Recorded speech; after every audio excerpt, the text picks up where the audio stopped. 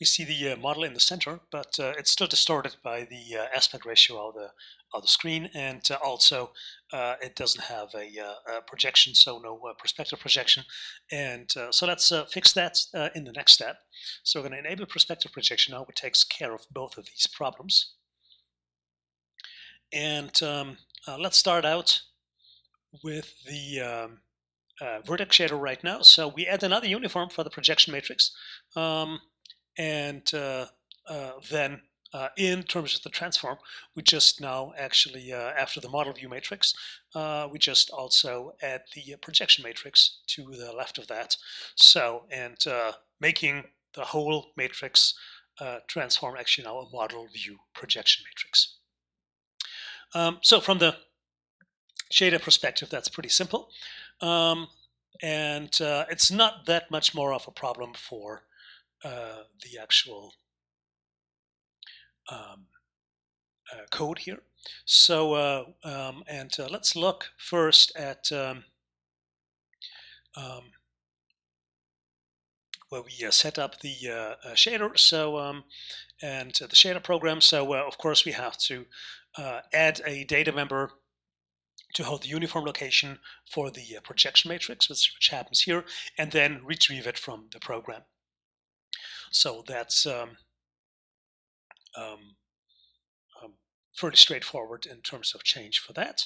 The actual code then just basically again sets the uniform for the projection matrix. But as you can see there, so there is no actual projection matrix, and where does it come from?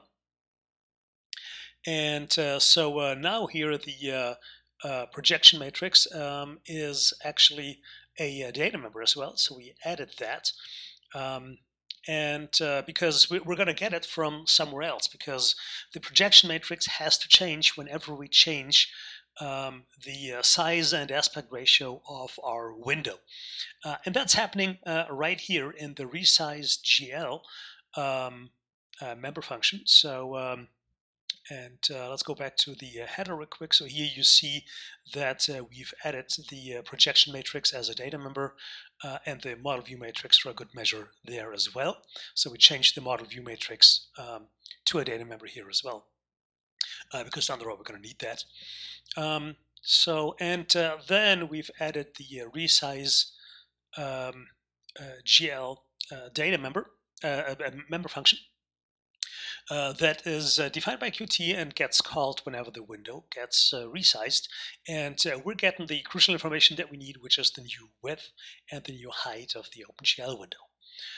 With that information, we can go back to the code and then here just reset the projection matrix to identity to set it to its default value, because remember it's a data member, so we have to get rid of the previous information, start with it. So we do that by overriding it with the default identity.